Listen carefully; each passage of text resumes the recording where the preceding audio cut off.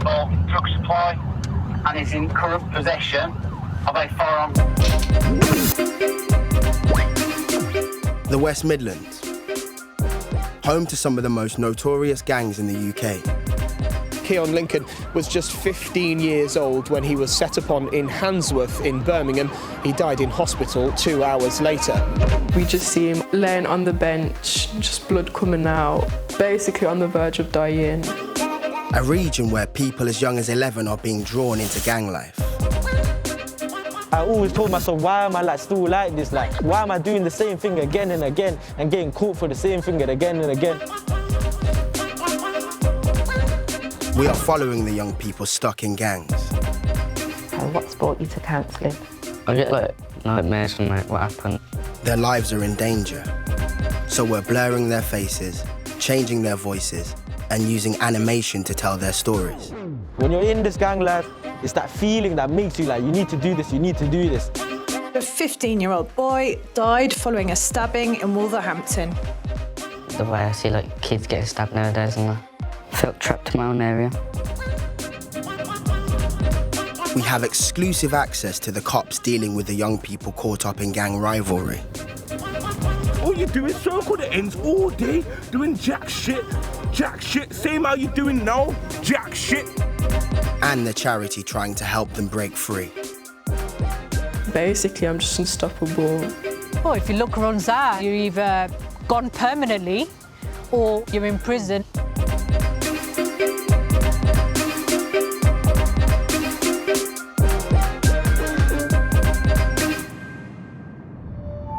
With more than 80 gangs in the West Midlands, over 1,500 young people are at risk as a result of their involvement.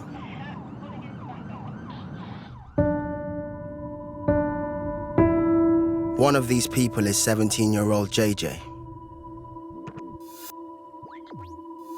5 years ago, he started to get drawn in. So basically in school, one of my friends I was really close with, he got into a little issue. Then I came to one point where my friend was like, just bring the knife into school. I showed the knife. And I remember just getting him on his knees and everything. That's when I got kicked out of the school. Pupils who have been excluded are more likely to carry knives. Pupil referral units, or PRUs, are supposed to be a safe place for them. But in some areas, they can be the perfect place for gangs to recruit new members. It's a form of grooming. This is what happened to JJ. And in that PRU, there was gang members in there, in year 11 and everything. You see people just getting stabbed up. So people around my age, they were people in year 8, they were growing up to be like that. JJ's gang involvement developed outside of the PRU. Yeah, it was a gang and it was known to make money only. It wasn't known for any violence. I'm the youngest one in there. These people are around in 18. Then there was a 19, 20. And we always just find ways to just sell weed or anything. And the older people just used to sell harder stuff. Just a month in, we were just making a couple thousand within a week. I wouldn't say no to something, whatever they wanted to do. And in my heart that time, I think it was in my heart to be around these people. JJ's fierce loyalty to the gang is a common symptom of grooming. Teens often think they've made a choice to join a gang. They'll do whatever it takes for their mates and the postcode they come from. This includes dealing drugs. It can lead to serious violence with rival gangs. But there was this one day, there was another gang. They started violence with one of my friends. They just smacked him up and everything, left him in the hospital and that. And it came to when all of us, we started just carrying weapons just to protect myself and also score a point as well. It's I always wanted to do something back as well. It was always in my heart. Police were called just after 11 p.m. following violence between a group of youths. We believe that all were carrying knives. He was stabbed over 40 times and at least 3 of those wounds on their own would have been fatal. According to West Midlands Police, the number of under 18s involved in knife crime has more than doubled in the last 5 years. A 15-year-old boy died following a stabbing in Wolverhampton. Last year, there were 836 knife crime victims under the age of 16, recorded by West Midlands Police. With over 450 teenagers arrested for knife crime, an increase of 54% on the previous year. West Midlands Police has teams of officers trying to reduce the growing gang violence. One of these is led by Sergeant Tony Webb. He's a dad, so for him it's personal and frightening. The amount of young children that you see, turning up at hospital with gunshot injuries or knife wounds, or get arrested carrying machetes and zombie knives is just, ridiculous. This evening, Tony is trying a different approach to policing urban street gangs. There's a perception that all we do is try and arrest people, put people in prison. Just arresting our way out of it is not going to solve the problem. Tony wants to try and reach the young people at risk of gang exploitation before the grooming begins. For me, what looks as a success would be is if we identified a group which we know may be involved in gang activity, but also identify people that are with them or are looking up to them. If we can engage at a young enough age or at an early enough point, that gives us an opportunity to break that mould. People that we may not be currently aware of, so that we can then, it gives us opportunities to look at speaking with their family, speak with their family.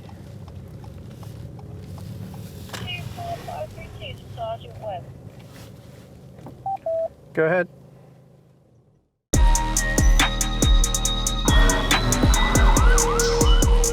As you're most likely aware, there's a group in the area which label themselves as a bit of a gang. So what we're looking at doing is just some low-level, nice engagement.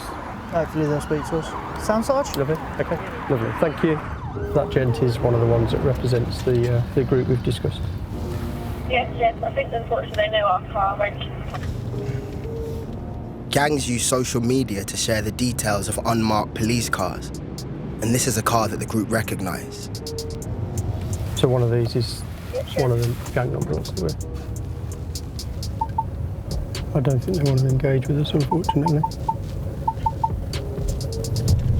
Tony spots another group, some of which are known gang members.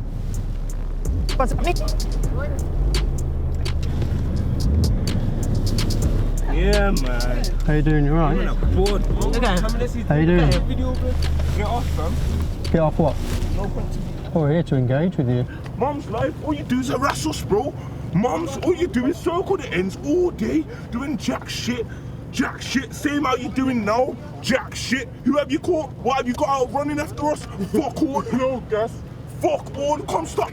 Search us what we got. Fuck all. All right then. So circle and go back to your office. Cause there's no need to be here, bro. And you stop, fam. Did you recognise the others? No. Was it the two of the three here were known? Yeah. The urban street gangs attempt to take over and gain control of the postcodes they operate in, wearing coloured bandanas that relate to the areas they are representing. It's massively frustrating, isn't it? Get out of my area. It's nobody's area. And it could be somebody's wearing the wrong colour bandana that goes into another area that is represented by another colour bandana. And the impact that has is you're likely to be subjected to some serious violence from that other group. Postcode wars are conflicts or beef between rival gangs over territory. Clashes can start when one gang starts selling drugs in an area controlled by another. The result? Serious violence. It happened to JJ. See, even when I was 15, got a lot of friends. Can't lie, most of my friends had betrayed me. I was in a relationship, and these people that I don't get along with, they made us set me up. So I go to the station and I just see 5 people. and these people are 17, 18, and I just see bottles in the hand. I'm like, okay, let me just go, like, let me just walk. Nothing's gonna happen. I'm good. Then I asked my name. I just got bowled in the head and everything straight away. They all swung at me. These lot tried to poke me with the bowl after as well. Once it smashed on my head, like the first time it didn't smash, the second time it hit me, it smashed, and they tried to poke me with the bottle and everything on camera as well and everything. They punched me, everything, my nose was broken, there was just blood coming out my head, and I'm literally able to walk, and that boosted my confidence.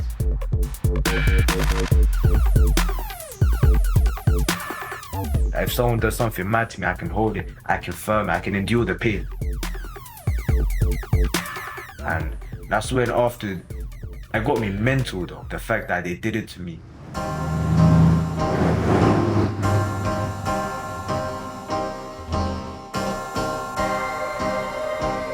Kay is a 15-year-old. His contact with gangs started early. I was only a little kid at the time. The first thing I ever saw was just kids smoking weed, dressed in black in a park, and then I thought it was cool. The first stage to grooming is targeting. Yeah, I just saw kids like doing all this gang stuff. Robbing people, drug dealing, like making money to live. Just violence really. They formed a trusting relationship with him.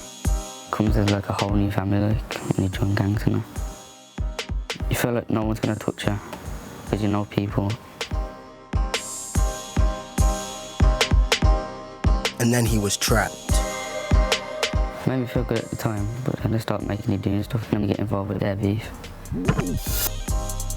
It starts because you're from a different area. People just from different postcodes just like have arguments and that, like start texting you saying, I'm gonna come stab you and all this and that.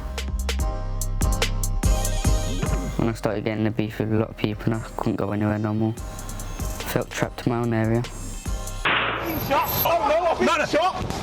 this incident we're involved in, there's just been a shooting.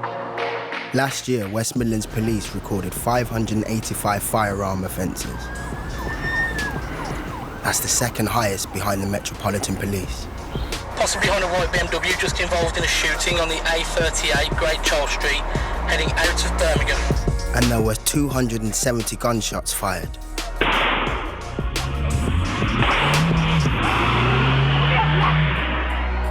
4 teenagers lost their lives in just 5 months. Group of teenagers armed with a revolver and large knives chased Keon Lincoln down the street, repeatedly stabbing him before the fatal shot being fired. In 2021, there were over 3,500 knife and weapon offences committed by under 18s in England and Wales. And the UK's youngest gun killer was sentenced to life in prison, aged 14. Tony's been on the gangs team for the past 3 years. He's seen it firsthand. So what we've got here is a young man being stopped in a retail shopping mall in the centre of Birmingham. He's 14 years old. He's disclosed to one of the officers that he's currently carrying a knife. Yeah, here, straight there, yeah. That's been removed by the officers and that's wrapped in a coloured bandana which is associated with a particular area of Birmingham. I'm just going to continue the search. Yeah, I've got a BB gun. Is this loaded or something? It's only got one bullet in it. So, it's a situation which is really difficult to control. All we can do, I believe, is that we can try and educate and influence people away from carrying weapons.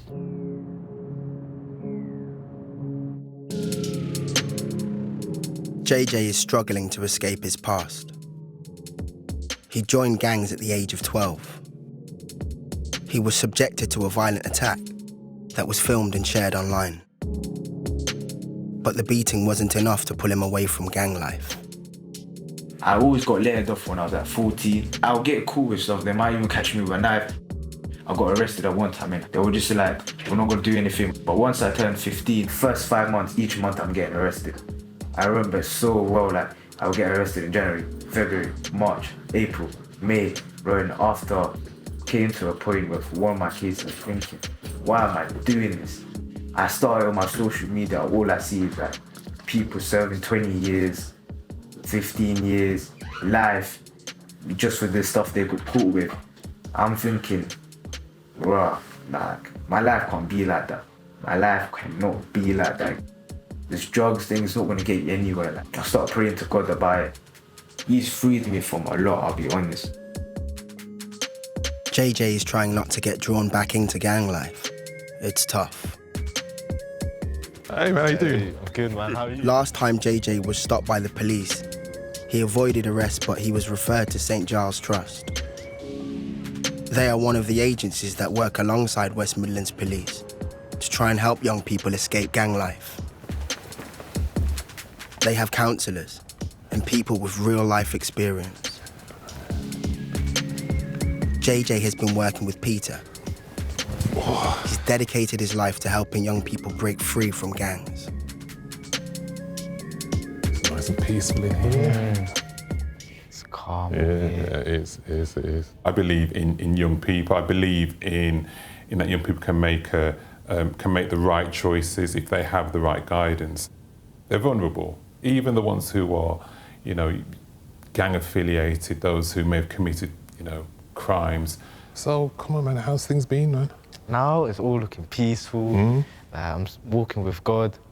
I know before you was in that road life, stuff was going on. So in what ways, how's God impacted on you then? If you've got somebody who's got that lived experience, young people will relate to that. They'll say, actually, he or she knows what I'm going through. And for that alone, that can make the relationship so much stronger. No one expected this from me. Okay. It just changed my whole life. My addictions flew out the window. Wow. Everything, me smoking weed, I threw my weed away, making money. Wow. All just flew out the window. You sound on fire, right? You sound so on fire now. There was people that were kind of taking you down another route, the route that got into trouble in the first place. So are those people still around, or are you able to? Really distant. I don't really speak to them. I see stab victims, I see people who've been shot, I've seen people who've been seriously physically assaulted. It is a matter of life or death. They need to have that, somebody who'll be able to walk alongside them, help to encourage them. Now you see, it takes boldness to do this, but you okay to pray?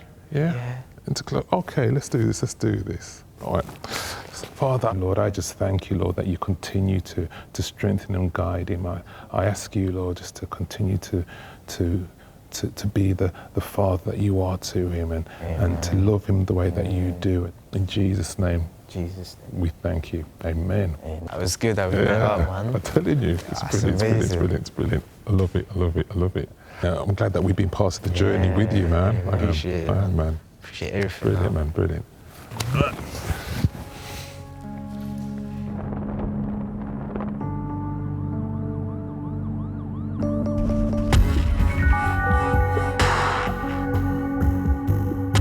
After being groomed into gangs, 15-year-old Kay found himself getting caught in an altercation with an opposing gang.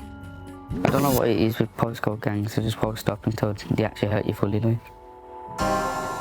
Police records of violence in the West Midlands have risen consistently in the last 5 years. Every day on average, there are over 400 violent crimes, the highest rate in England and Wales. People like Kay are often both victims and perpetrators in the postcode wars.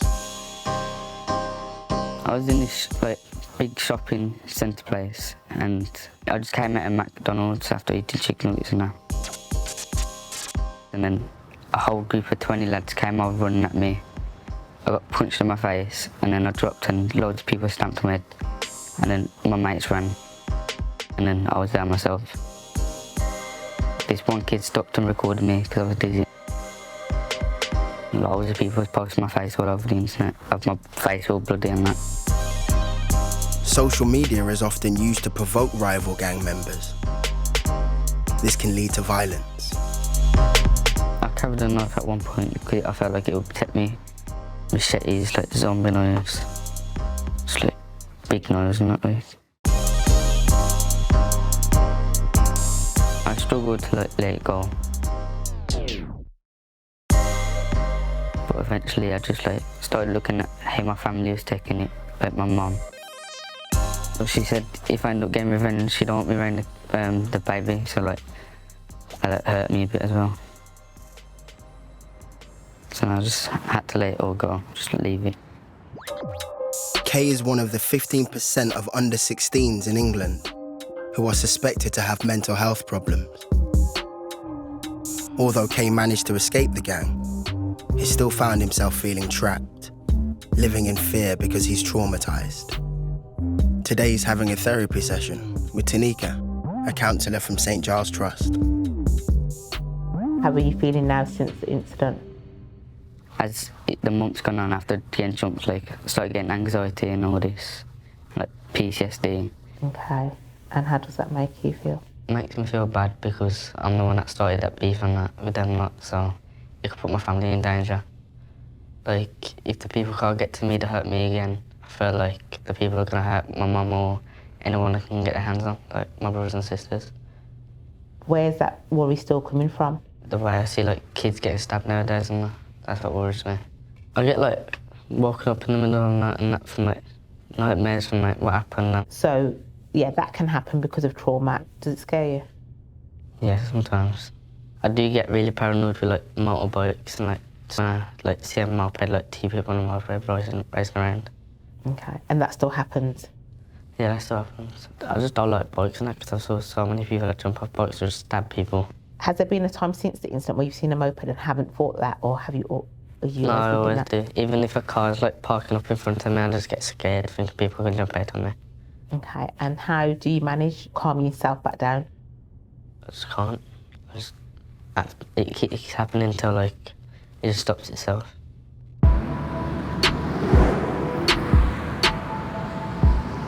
It can be tough to escape gang life. If you do get out, it's easy to be drawn back in. JJ left and found God, fell back into his old ways, and now he's trapped again. Had like a distance from God. As I was dropping, this girl I used to really like when I was back in year 8, when I see her texting me and I start speaking to her, I start spending time with her more, that took over my head where I had temptations of smoking weed, started resisting them first. But after a while, it came to a point where I was like, nah man, like, I just want to go have a little smoke, go and just have fun. I wanted to somewhat try to impress her. Me making money came into my head where I wanted to make money again. And my friends started coming and hitting me up. But I knew it was from the devil, but the fact was, I was like, let me just make money. Money. I was selling more just drugs, weed, and we went into cocaine, because that's the only thing that's gonna go pricey, make money. I just wanted to feel pleasure. I just wanted to feel proud about myself. I wanted to get that gassed feeling in me. I desired many more stuff. I desired the clothing, I desired everything. My parents are working hard, but I don't go for them for stuff. Like, there was a period of times where I don't make money, where I'll be so depressed. When I'm in the world, when I'm not making money, I feel depressed because I grew up making money. I always told myself, why am I like still like this? Like, I've learned so many lessons, but I can't. But I'm not falling back. Like, why am I not leaving this? When you're in this gang life, you feel like you need to make money. It's that feeling that makes you like, you need to do this, you need to do this.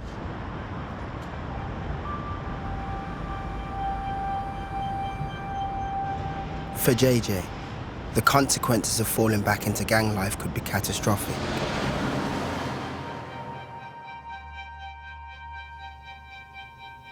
The mother and brother of Nasser Francis have first-hand experience. They've been living through the repercussions for the past 2 years. He always wanted to play, and he went to the local park. And when he went to the local park, and that's where there were people around that were involved in that kind of stuff, and he just attached himself to them. About 14 years old at that time. Joining a gang is one thing, leaving it is another. Unfortunately, because he became involved in that at a young age, he winded up in the position that he was later on, even though he no longer wanted to be a part of it. I can't say it was gang related. because at that time, Nasser had come out of it. Nasser may have been trying to leave gang life, but it did not guarantee his safety. My brother was going to get food on the day. He was going to get food. This is an everyday mundane activity, and he doesn't end up coming back because the people that he used to be around were engrossed in that kind of lifestyle. So they see him and that person decides, yeah, you know what, end him. 12 close-range shots were fired in broad daylight by a 17-year-old. Does gang life leave you? Not very quickly, it doesn't. After discovering 17-year-old JJ had been sucked back into gang life, his caseworker Peter has arranged to meet Fazana to seek advice. Peter wants to encourage JJ not to go down the same path as her late son, Nasser, who was drawn into gangs at 14. Tell me a bit about him. What was he like as a person? As a person, he had his bad times. He went through a bad patch. And when he realised that certain ways of life weren't correct for him, he started to move towards a direction that would be better for him, better for us as a family.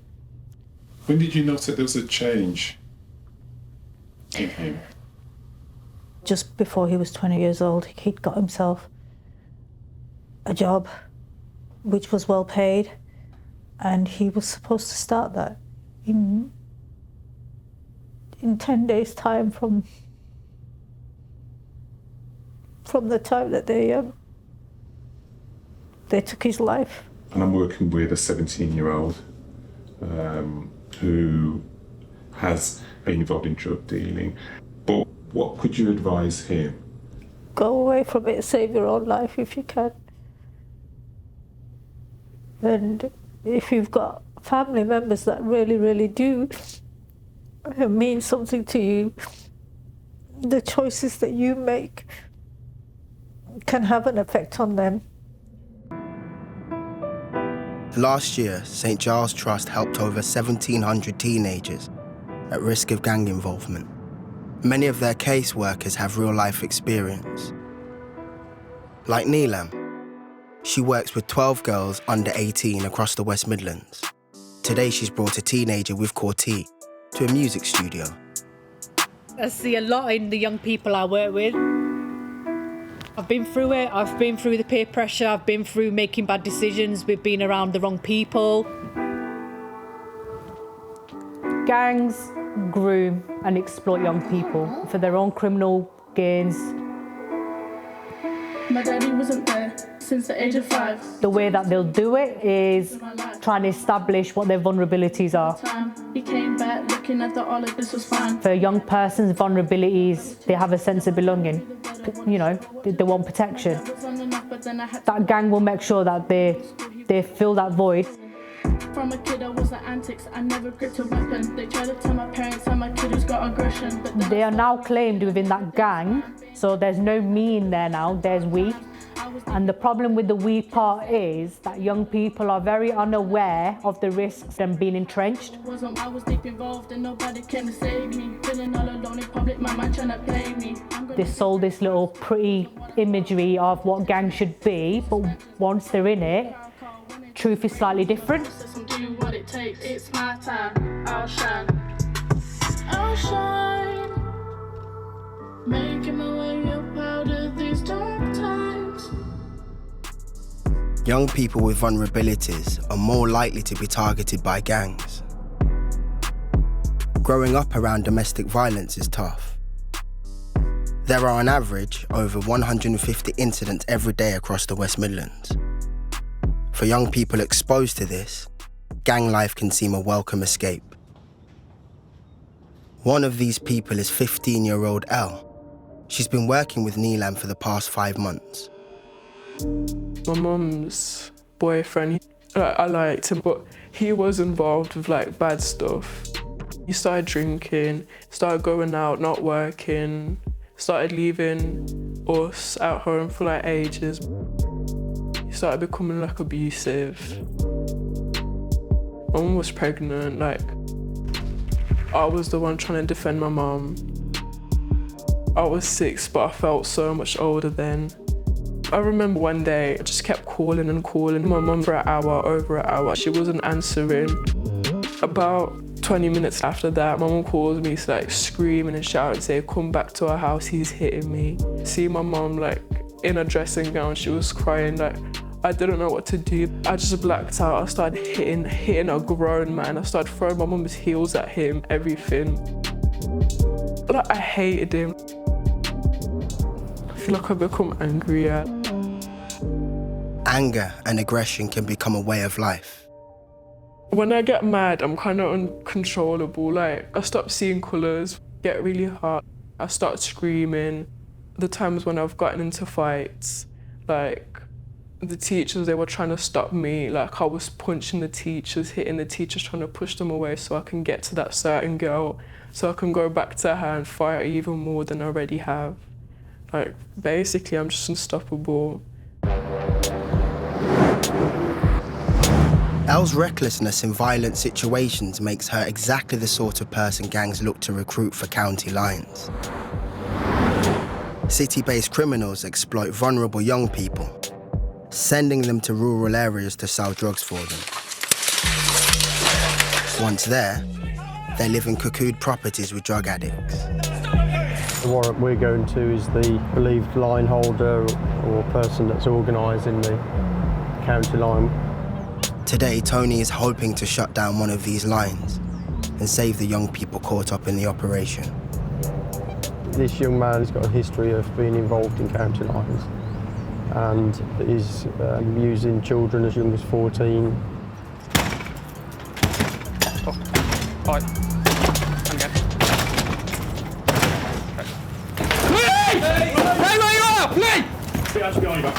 You are under arrest for concerning the supply of Class A drugs. What this will give us is, hopefully we recover his phone, which will show the contact with young people that he's been involved in county lines.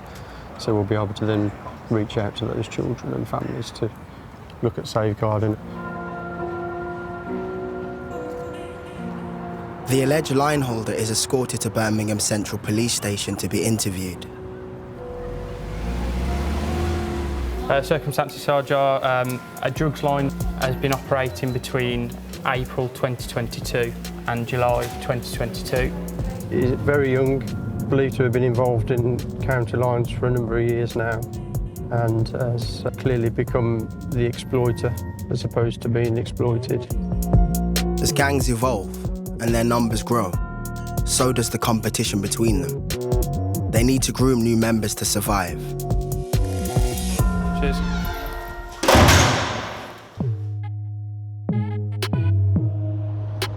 St. Giles Trust is an agency that helps young people in danger of being groomed into gangs. Like 15-year-old Elle, she's on the edge of gang life. Some of my male friends, they are involved with gangs, but none of my girlfriends, they're not involved with gangs. They're fighters if they have to fight.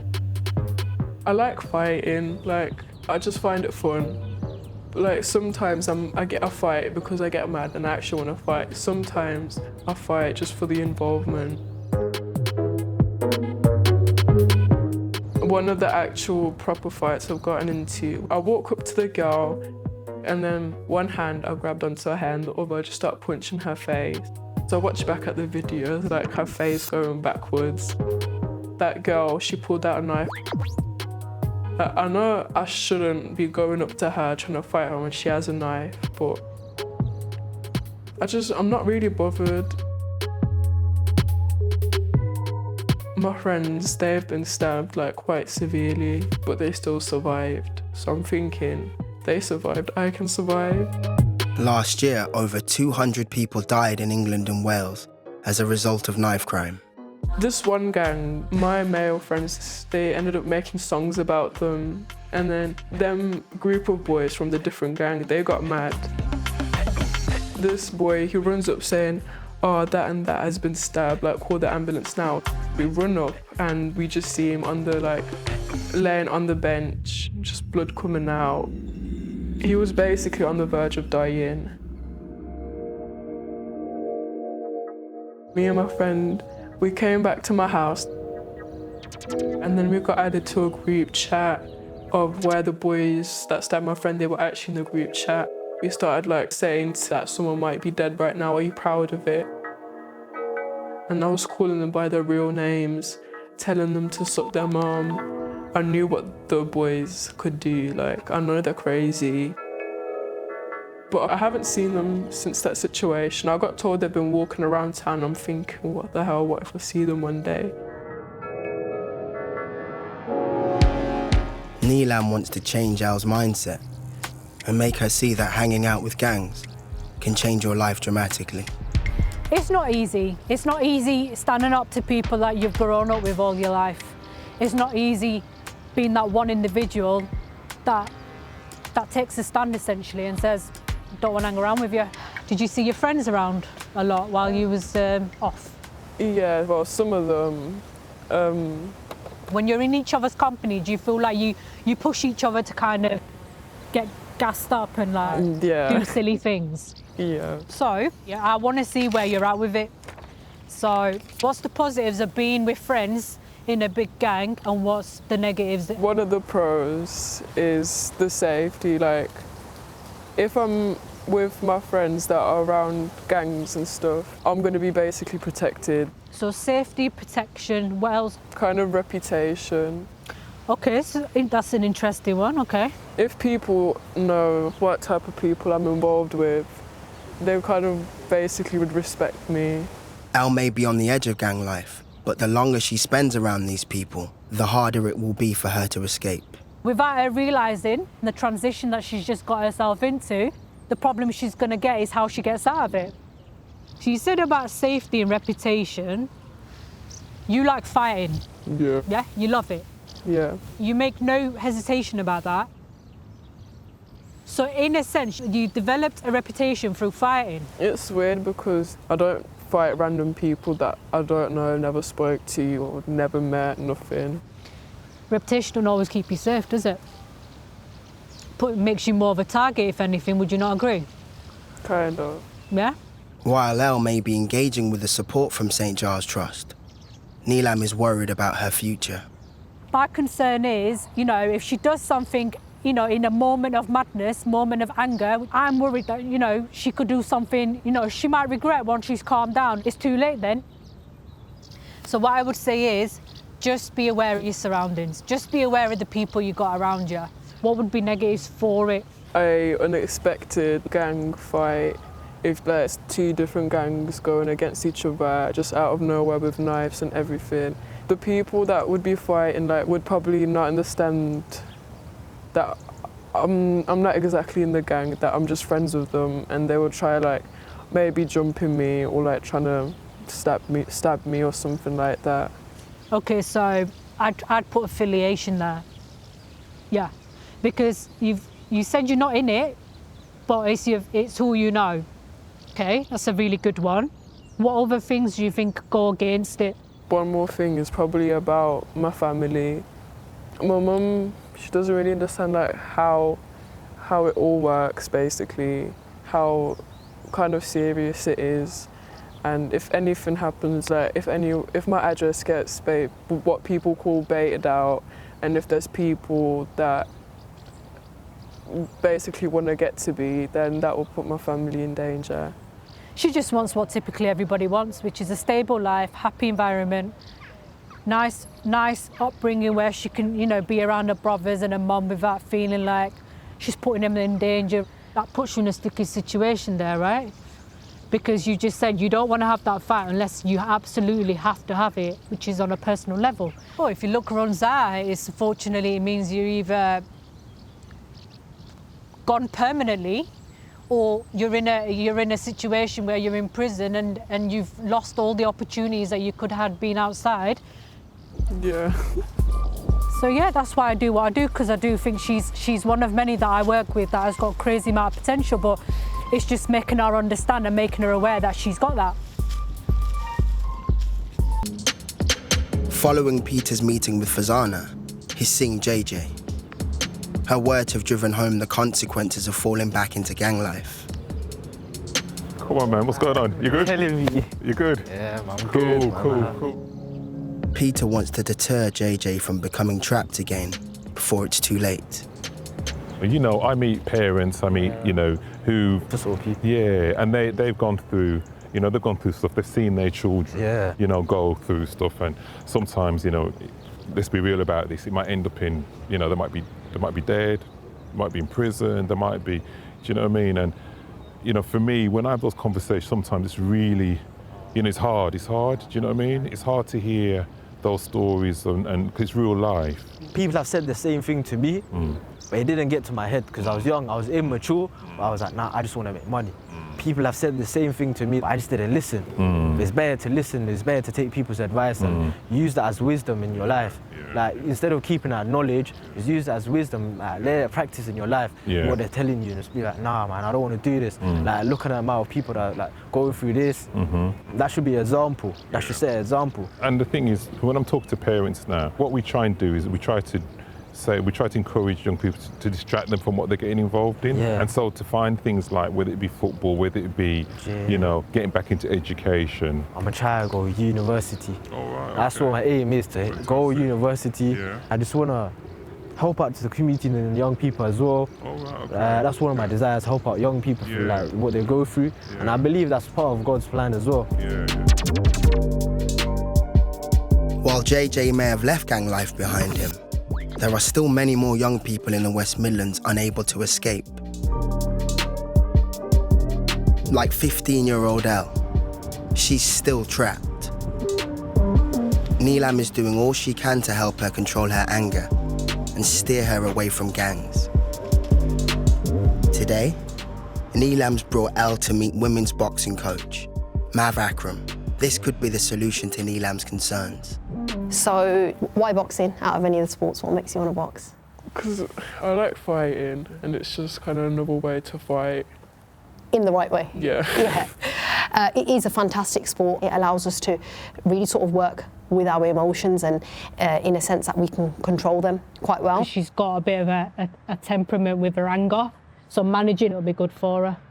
In terms of your hands, I just want you to keep your fingers loosely wrapped over and your thumb over the top. Okay, so have you ever punched anybody else before? Yeah. But hopefully you're not going to be punching people out there anymore. It will be on the bags or competitively in the ring. Okay, jab. In the last year, violent crimes in England and Wales have risen by 18%. Right uppercut. Boxing is now being used to support those at risk of being drawn into knife crime and gang activity. That's it. I think it'll just change her, like, she'll be better for it. Fully extend that arm completely. So jab, good. And again, jab, nice. And again, good. Let's go with the right hook, good. And again, nice. And again, good. That's the basic punches. With any form of like training that comes discipline, it will tame her anger levels and she'll learn to manage it a bit more. And that's what we want to work with. Not too tight? No, it's okay. Push all the way forward. That's it. In. Yeah. We're going to start off just with straight punches. Good. Punch head height. Imagine somebody's your height. That's it. Good. Good. Hands back to your chin. That's what I used to do when I was on the bag. I used to think about something that had really made me angry that day or annoyed, and I was like, I'm letting it out on the bag. 10 seconds, that's it, good girl. Have a little break, have some water. In through your nose, out through your mouth, regulate your breathing. That was a good round. Nice to bring it all together. It takes my anger out, like... It helps you feel calm? Yeah, it like takes my stress levels down because I'm taking it into a bag. When you can channel them emotions and you can channel that anger in a right way, it will help you massively outside of this. If you're able to start disciplining that and thinking, okay, hang on, I can walk away from this situation. Always think back to how you are when you're on these bags. Do you know what? I feel like a proud mother, you know. Aww. You know, I'm just sitting on the sideline because I feel like she's got a lot of potential with it. It was just like you've been let free into, yeah, this is my space, and it was good. It's such a nice place to be. Jab. Right hook, left hook, right hook, right hook, left hook, left hook. I don't want to be in situations like similar to what Neelam's been in. She's basically teaching me how to avoid them situations. I'm trying just to prove to her that I can actually do good. Probably would have carried on fighting. It's a bit stupid. I think I regret it now because I could change my life. If I see fine, I wouldn't get involved with it.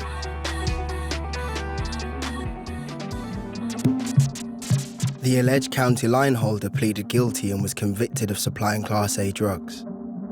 Tony continues to reach out to young people who have been exploited.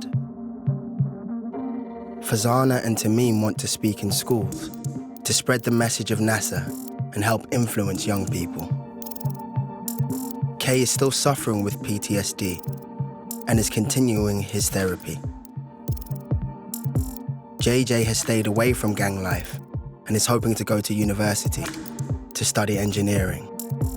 Al hasn't had a fight for 8 months, and Neelam continues to try and steer her away from gangs.